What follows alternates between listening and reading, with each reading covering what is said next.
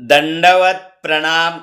सर्वज्ञ श्री चक्रधर स्वामी की जय। पैठण हे ठिकाण महानुभाव पंथीयांचे आराध्य स्थान असून ह्या स्थानावर चक्रधर स्वामी मेकर ह्या ठिकाणावरून जीवाचा उद्धार करण्यासाठी महाराष्ट्र भ्रमण करीत असताना ते पैठणला गेले। पैठण ह्या ठिकाणी गेल्यानंतर त्या ठिकाणच्या अनेक अशा पवित्र लीळा ह्या आपल्याला ऐकायला वाचायला मिळतात व पैठण ह्या स्थानावर गेल्यानंतर पैठण ह्या स्थानाची महती ही चक्रधर स्वामीच्या पदस्पर्शाने पुण्य झालेली आहे। आपण पैठण ह्या स्थानाची माहिती व पैठण नगरीचे महात्म्य आज परमप्रीती महानुभाव चॅनलच्या माध्यमातून परमपूजनीय पट्टाधिष्ठित महंत आचार्य प्रांतस्मरणीय श्री सेवलीकर बाबा यांचे श्रीमुखातून ऐकणार आहोत।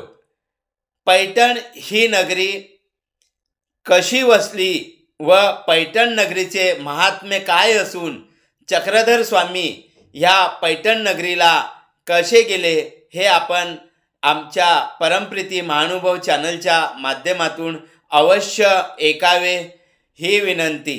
दंडवत प्रणाम।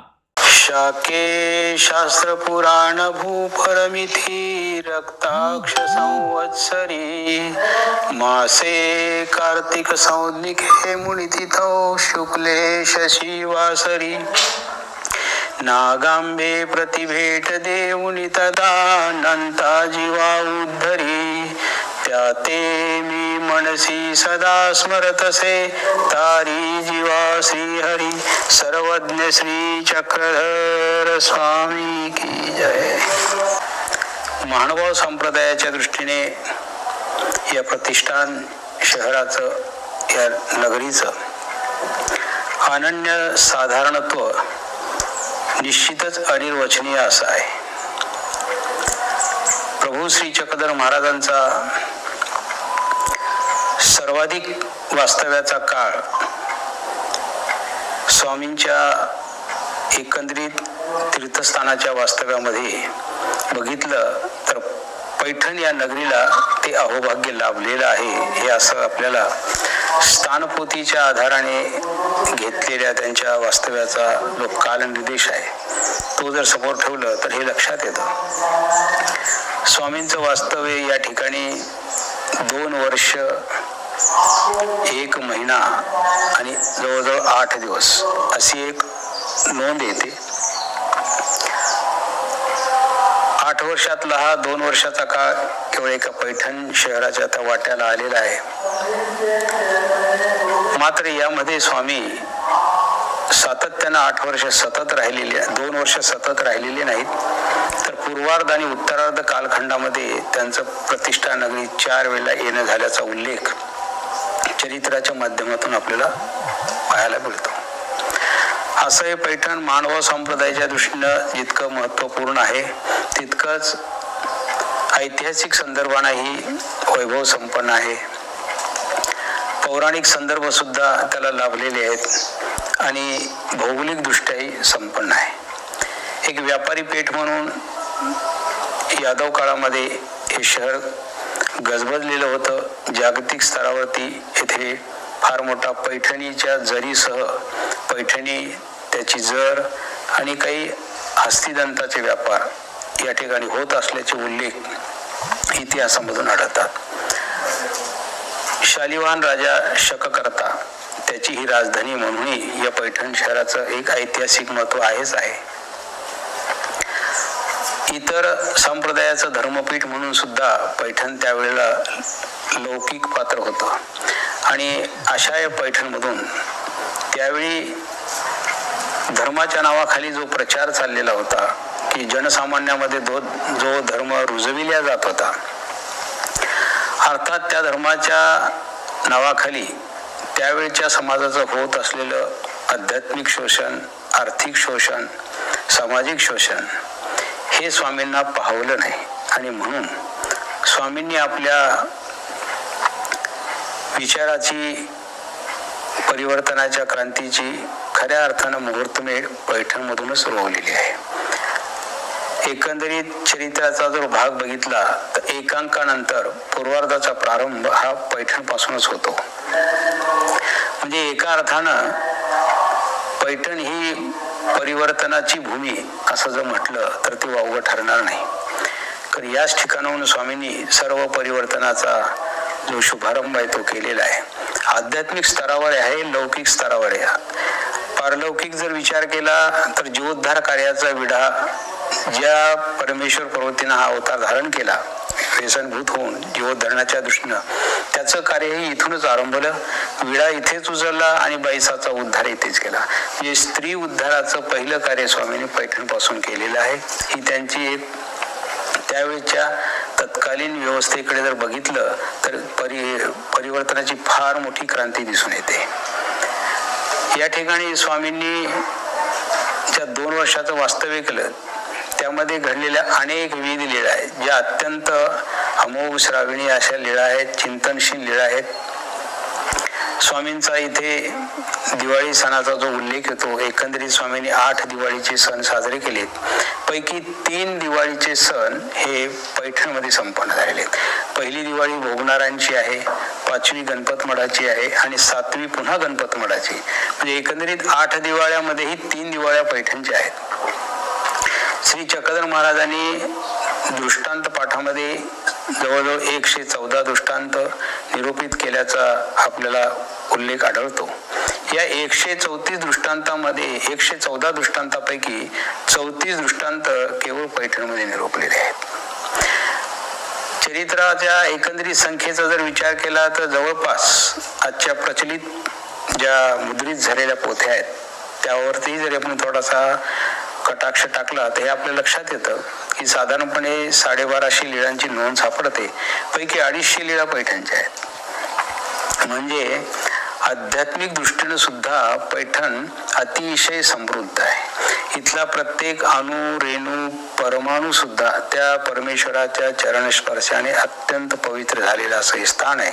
आणि एवढं सर्व करूनही या पैठणच्या नशिबी असे एक भाग्य लाभलेलं आहे की स्वतः परमेश्वराने या स्थानाचा अभिमान घेऊन आपल्या नावापुढे प्रतिष्ठानी श्री चांगदेव राऊ असा नामोल्लेख केलेला आहे. एक विचार करण्यासारखी गोष्ट आहे. महिमभट्ट डोमेग्रामध्ये उपस्थित आहेत स्वामींच्या सान्निध्यात. तिथे स्वामी त्यांना बोध देतात आणि बोध देताना त्यांना असं म्हणता आलं असतं डोमेग्रामी श्री चांगदेव, कारण सर्व भूमीच परमेश्वराची आहे, तो विश्वनियंत आहे. पण तसं असतानाही डोमेग्रामच्या स्थानावरती असताना स्वामी मात्र प्रतिष्ठानी श्री चांगदेवराव अर्थातच पैठणचा परिपूर्ण असा अनुभव, आपला अभिमान या साधनदात्या श्री चक्रधर महाराजांनी घेतलेला आहे. त्याला प्रत्यस्थान, प्रतिष्ठान आणि आजच्या ह्याच्यामध्ये पैठण अशा 3 नामसंज्ञा येतात. त्यापैकी प्रत्यस्थान म्हणण्यामागचा संदर्भ असा येतो की प्रत्येही इथे परमेश्वराचा अवतार होतो अशी प्रतीत महिमभट्टांना होती. त्यांनी त्यांच्या ज्ञानशास्त्राच्या आधाराने जाणून घेतली होती. तर ती प्रतीत आणून देण्याकरता स्वामींनी जैसे प्रत्यस्थानी हे म्हणजे प्रत्यस्थानी आम्ही आहोत ते अवतार म्हणून ती प्रतीत आणून देण्याकरता प्रत्यस्थान असं म्हटलेलं आहे. आणि प्रतिष्ठान सुद्धा एक शब्द आलेला आहे. आणि पैठण, तर अशा प्रकारची नामसंज्ञा असलेले हे शहर, हे नगर आज मानभाव संप्रदायाच्या दृष्टीने सुद्धा अत्यंत महत्वपूर्ण असं स्थान म्हणून, महास्थान म्हणून समाजामध्ये प्रचलित आहे. इथे भारतवर्षातून, विदेशातून जेवढे काही मानव संप्रदायाचे उपासक आहेत ते या ठिकाणी येतात. तर या ठिकाणी मी तुम्हाला सुरुवातीला जो श्लोक उच्चारलेला आहे त्यामध्ये स्वामी या पैठणला प्रथम केव्हा आले त्याचा निर्देश एक सारंगधर भोजने नावाचे एक महान कवी होऊन गेले. त्यांनी त्या त्या तीर्थमालिका ग्रंथामध्ये शाके शास्त्र पुराण भू परिमिती रक्ताक्ष संवत्सरी, अर्थात अशा प्रकारच्या श्लोकबद्ध रचनेतून जर कालनिर्देश होत असेल तर तो कालनिर्देश सोडवण्याची एक विशिष्ट पद्धती आहे, त्याला अंकानाम वामतो गती असं म्हणतात. म्हणजे आपण सर्वसाधारणपणे इकडून इकडे वाचत जातो, डावीकडून उजवीकडे, आता आपल्याला उजवीकडून डावीकडे जावं लागतं. तर शाके शास्त्र पुराण भू परिमिती, परिमिती याचा अर्थ होतो गणना, भू म्हणजे पृथ्वी, पृथ्वी एकच आहे म्हणून अगोदर एक मांडायचा, त्याच्या पुढे पुराण 18 आहेत म्हणून त्याच्या पुढे 18 हा अंक मांडायचा, आणि शास्त्र 6च आहेत म्हणून त्याच्या पुढे 6 अंक मांडायचा, झाले शके 1186. रक्ताक्ष संवत्सरी म्हणजे रक्ताक्ष नावाच्या संवत्सरामध्ये मासे कार्तिक, म्हणजे कार्तिक नावाच्या महिन्यामध्ये, म्हणजे मराठी कार्तिक महिना, मासे कार्तिक मुनी तिथो सप्तमी तिथीला, सप्तर्षी गीतेमध्ये म्हटलेले आहे, तर सप्तमी तिथीला शुक्ल पक्षामध्ये शशी वासरी म्हणजे सोमवारी, म्हणजे सोमवारच्या दिवशी शुक्ल पक्षात कार्तिक महिन्यात शके 1186च्या रक्ताक्ष नावाच्या संवत्सरामध्ये नागांबे प्रति भेट देऊन येतात. हे नागोवैसांना भेट देऊन नंतर जीवा उद्धरी, अनेक जीवाचा उद्धार केलेला आहे. अशा या उद्धार करणाऱ्या प्रभूंना कवी सुद्धा विनंती करतात, त्याते मी मनसी सदा स्मरत असे तारी जीवाश्री, माझं सुद्धा अशाच प्रकारे आपण रक्षण करावं, हा त्यांचा त्यामागचा भाव आहे. सांगायचं की या श्लोकाच्या आधारे आपल्याला स्वामींच्या पैठण येथे येण्याचा शक निर्देश सापडतो. इथे आता प्रचलित जी मंदिर आहे त्यामध्ये शेवटचं मंदिर आहे बाईसा गुंफा. याच ठिकाणी स्वामींनी नागोबाईसांना भेट देण्यासाठी ही प्रवृत्ती स्वीकार केलेली होती. त्या प्रवृत्तीनुसार सिंहस्थ यात्रेच्या निमित्ताने स्वामी पैठणमध्ये आलेत. प्रथम त्यांनी काही काळ भोगावतीच्या ठिकाणी थोडीशी विश्रांती घेतली आणि स्वामी या ठिकाणी बाईसाच्या गुंफेमध्ये भेट द्यायला येतात. या बाईसाच्या गुंफेमध्ये आता आपल्याला 3 स्थानाचा तिथे आढळ दिसतो. तर 3 स्थानामध्ये 2 छोटे लहान स्थान आहेत, एक मोठं आहे. तर पहिलं जे स्थान आहे ते पाय पुसणं बसायला टाकलेलं स्थान आहे. मध्ये जे स्थान आहे ते पाणी भात आरोगणेचं स्थान आहे, आणि जो मोठा ओटा आहे त्यावरती 3 दिवसाच्या पाणी भाताचा स्वीकार केल्यानंतर श्री चक्रधर महाराजांनी बाईसांना प्रेमशक्तीचा संचार केला. अर्थात एक कळिकीच्या प्रेमशक्तीचा संचार झाल्यावर बाईसांच्या मध्ये स्वामी जे ईश्वर आणि जीव असा जीवेश्वर भाव उमटला, आणि हे स्वामी प्रत्यक्ष परमेश्वराचे अवतार आहेत अशी त्यांना प्रतीत आली. त्यामुळे त्या परत स्वामींच्या श्रीचरणावरती नतमस्तक झाल्या आणि आपण केलेल्या अपराधाची क्षमा मागून तिथून पुढे मात्र त्या अत्यंत भक्तिभावानं स्वामींच्या ठिकाणी पूर्णपणे त्यांच्या सेवेत रुजू झाल्या. आणि एवढंच नाही तर स्वामींच्या त्या प्रेमी भक्तांनी बाईसांनी एक कळकीच्या प्रेमाचा शक्ती संचार केलेला असतानाही चौकळकीच्या प्रेमियाची गाठ घेऊन, अर्थात तशा पद्धतीचा देह समर्पण करून त्यांनी तशा पद्धतीचं प्रेम अर्जित केलं. एवढ्या उच्च अधिकाराने त्यांनी स्वतःला म्हणून घेतलं. अर्थात त्या भक्तबाईसाचं ते स्थान आहे. इथे आपल्याला एक गोष्ट प्रामुख्याने लक्षात येते, तो यादव काळ होता. तिथे स्त्रियांना कुठल्याही धार्मिक कार्यात प्रवेश किंवा सहभाग घेण्यात इतकं म्हणजे निषिद्ध मानलं जात होतं की स्त्रियांनी अशा प्रकारचा कुठलाही धर्माचरणाचा, श्रवणाचा, पुराणाचा, ग्रंथाचा अभ्यास करणं तर सोडाच, पण श्रवण करणं सुद्धा त्यांच्यासाठी निषिद्ध मानलं जातं. अशा काळामध्ये स्वामी मात्र इथे येऊन बाईसाचा उद्धार करतात. ही खरी पहिली क्रांती आहे जगाच्या पाठीवरची.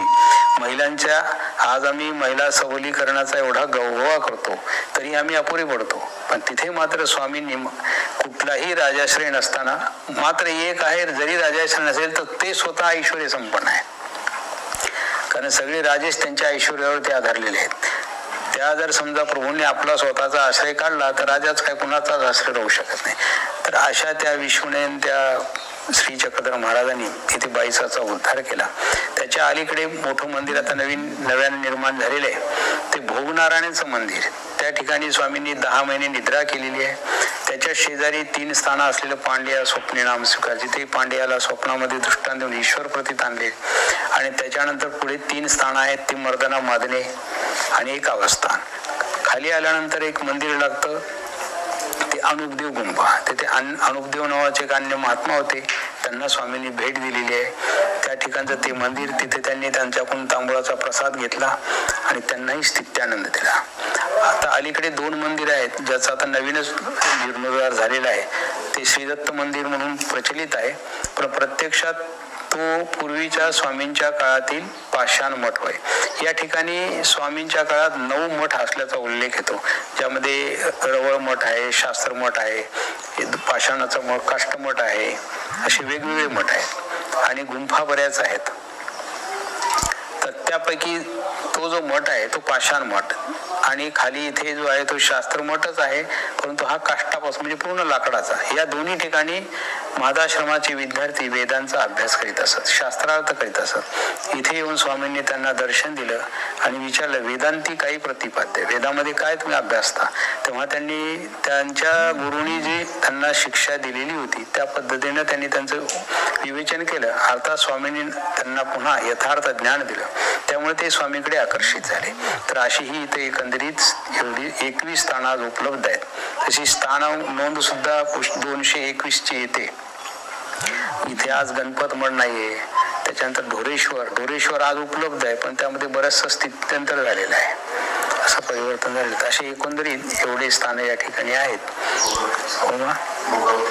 भोगावती हा घाट, त्या ठिकाणी स्वामींनी भोगावती घाटावरती विश्रांती घेतली आणि त्याच्यानंतर त्याच्या अलीकडेच एक अमर घाट म्हणून आहे, तिथे क्षौर केलेले आहे आणि तिथे जीवोद्धार कार्याचा विडा उचलला.